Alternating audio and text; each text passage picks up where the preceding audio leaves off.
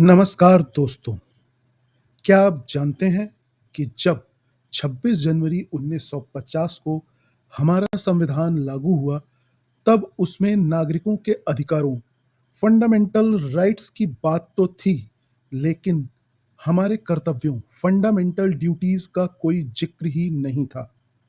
जी हाँ, मूल संविधान में एक भी मूल कर्तव्य नहीं था, तो फिर ये अनुच्छेद 51 क आर्टिकल 51 ए हमारे संविधान में कहां से आया? क्यों आपातकाल इमरजेंसी के दौरान सरकार को इसकी जरूरत महसूस हुई? आज के वीडियो में हम मूल कर्तव्यों का एक बारीक और ऐतिहासिक विश्लेषण करेंगे जो आपने पहले नहीं सुना होगा। तो चलिए शुरू करते हैं। साल 1975 में भारत में आपातकाल लागू था। सरकार को लगा कि नागरिक सिर्फ अधिकारों की बात कर रहे हैं, अधिकारों की मांग कर रहे हैं, लेकिन राष्ट्र के प्रति उनकी कोई जिम्मेदारी तय नहीं है। इसके लिए 1976 में सरदार स्वर्ण सिंह समिति का गठन किया गया। स्वर्ण सिंह समिति ने केवल 8 मूल कर्तव्यों की सिफारिश की, लेकिन जब सरकार ने इसे लागू किया तो इनकी संख्या 10 कर दी गई। इसमें इंटरेस्टिंग फैक्ट यह है कि समिति ने सिफारिश की कि जो भी नागरिक इन कर्तव्यों का पालन नहीं करेंगे उन पर जुर्माने या सजा का प्रावधान होना चाहिए। साथ ही टैक्स देना, ड्यूटी टू पे टैक्सेस भी एक मूल कर्तव्य होगा। लेकिन तत्कालीन इंदिरा गांधी सरकार ने सजा और टैक्स दोनों के सुझाव को खारिज कर दिया। इस तरह हमारे संविधान में 42वें संशोधन 1976 के माध्यम से एक नया हिस्सा जोड़ा गया, भाग 4 क पार्ट 4 ए, और इसमें एकमात्र अनुच्छेद 51 ए आर्टिकल 51 ए शामिल किया गया। भारत सरकार ने मूल कर्तव्यों की यह अवधारणा तत्कालीन सोवियत संघ यानी यूएसएसआर के संविधान से प्रेरित होकर ली थी। दिलचस्प बात यह है कि अमेरिका, कनाडा, ऑस्ट्रेलिया और फ्रांस जैसे बड़े लोकतांत्रिक देशों में मूल संविधान के अंतर्गत कर्तव्यों का कोई विशेष उल्लेख नहीं है। केवल जापान ही एकमात्र ऐसा लोकतांत्रिक देश था जिसके संविधान में नागरिकों के कर्तव्यों को विस्तार से लिखा गया। 1976 में मूल कर्तव्यों की संख्या 10 थी, लेकिन साल 2002 में एक बड़ा बदलाव हुआ। 86वें संविधान संशोधन के तहत इसमें 11वां मूल कर्तव्य भी जोड़ा गया। इसके तहत 6 से 14 वर्ष तक के बच्चों के माता पिता या अभिभावकों का कर्तव्य तय किया गया। यह कर्तव्य तय किया गया कि वे अपने बच्चों को शिक्षा के अवसर प्रदान करें।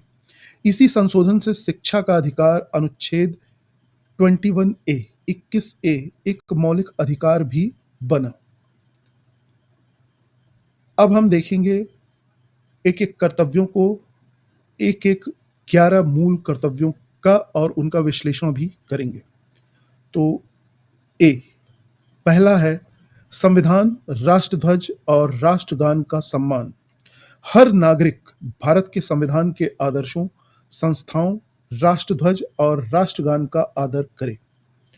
ध्यान रहे कि राष्ट्रगान के समय सम्मान में खड़े होना अनिवार्य है, लेकिन इसे गाने के लिए किसी को मजबूर नहीं किया जा सकता। ऐसा बिजॉय इमैनुअल बनाम केरल राज्य केस में सुप्रीम कोर्ट के द्वारा निर्देशित किया गया। दूसरा, स्वतंत्रता आंदोलन के आदर्शों का पालन।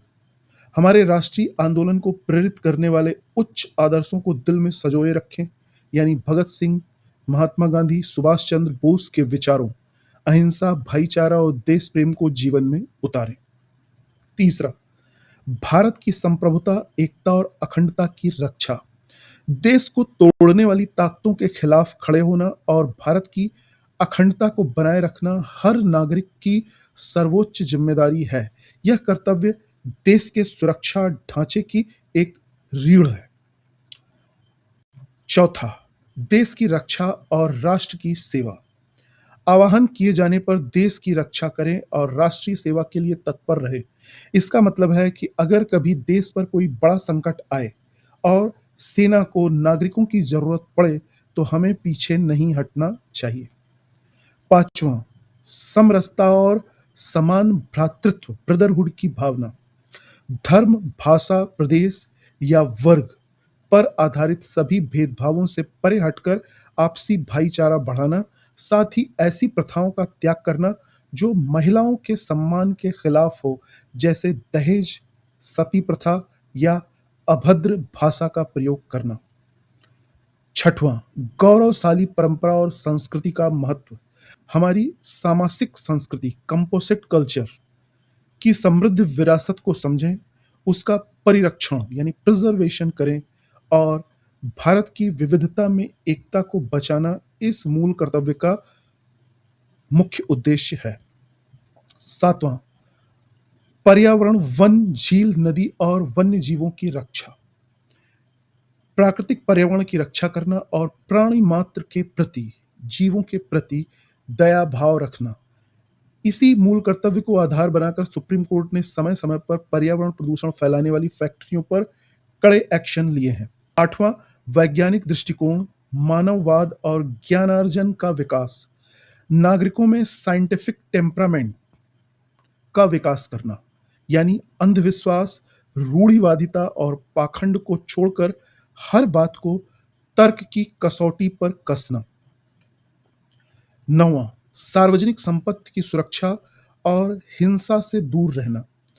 अक्सर हमने देखा है कि विरोध प्रदर्शनों के दौरान लोग सरकारी बसों या ट्रेनों को जला देते हैं।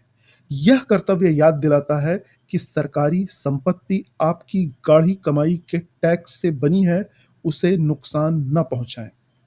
10वां, व्यक्तिगत और सामूहिक गतिविधियों में उत्कृष्टता, excellence in personal and collective activities.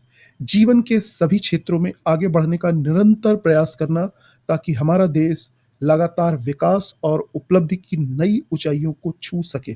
11वां, 6 से 14 वर्ष तक के बच्चों को शिक्षा के अवसर। माता पिता और अभिभावकों का कर्तव्य है, यह परम कर्तव्य है कि वे अपने बच्चों को स्कूल भेजें। बाल श्रम को रोकने और साक्षरता को बढ़ाने में इसकी बड़ी भूमिका है। अब एक सबसे बड़ा तकनीकी और कानूनी सवाल, अगर कोई नागरिक इन मूल कर्तव्यों का पालन नहीं करता है तो क्या उसे जेल भेजा जा सकता है? तो इसका विश्लेषण है, मूल कर्तव्य गैर न्यायोचित हैं, नॉन जस्टिसिएबल हैं, यानी केवल मूल कर्तव्यों के उल्लंघन के आधार पर पुलिस सीधे आपको गिरफ्तार नहीं कर सकती और न ही इसके लिए सीधे अदालत लाया जा सकता है। लेकिन ट्विस्ट क्या है, संसद ने मूल कर्तव्यों को प्रभावी बनाने के लिए कई अलग से कानून बना रखे हैं, जैसे राष्ट्र गौरव अपमान निवारण अधिनियम 1971, राष्ट्रध्वज या संविधान का अपमान करने पर जेल हो सकती है। दूसरा, वन्य जीव संरक्षण अधिनियम 1972 और वन संरक्षण अधिनियम 1980, पर्यावरण और जीवों को नुकसान पहुंचाने पर कड़ी सजा का प्रावधान है। बीएनएस की धाराएं, देश की एकता तोड़ने या दंगा भड़काने पर जेल की सजा हो सकती है। साल 1999 में जस्टिस जेएस वर्मा समिति का गठन किया गया। इस समिति ने यह जांच की कि नागरिक मूल कर्तव्यों को लेकर कितने जागरूक हैं। समिति ने यह पाया कि देश के कई कानूनों में पहले से ही मूल कर्तव्यों को लागू करने के प्रावधान मौजूद हैं। बस जरूरत इस बात की है कि इन्हें स्कूली पाठ्यक्रमों में शामिल करके बच्चों को बचपन से ही मूल कर्तव्य सिखाए जाएं। तो दोस्तों, अधिकार और कर्तव्य एक ही सिक्के के दो पहलू हैं। बिना कर्तव्य के अधिकार निरंकुशता पैदा करते हैं और बिना अधिकार के कर्तव्य गुलामी। अगर हम चाहते हैं कि हमारा देश सच में एक महाशक्ति बने तो हमें अपने अधिकारों के साथ साथ अनुच्छेद 51A, अनुच्छेद 51 क या आर्टिकल 51A में लिखे इन 11 कर्तव्यों को भी ईमानदारी से निभाना होगा। आपको यह विश्लेषण कैसा लगा? क्या भारतीय नागरिकों में मूल कर्तव्यों का पालन न करने पर सजा होनी चाहिए या नहीं होनी चाहिए? अपनी राय कमेंट बॉक्स में जरूर लिखें। वीडियो पसंद आया हो तो लाइक जरूर करें, चैनल को सब्सक्राइब करना न भूलें। फिर मिलते हैं अगले वीडियो में। जय हिंद, जय भारत, धन्यवाद।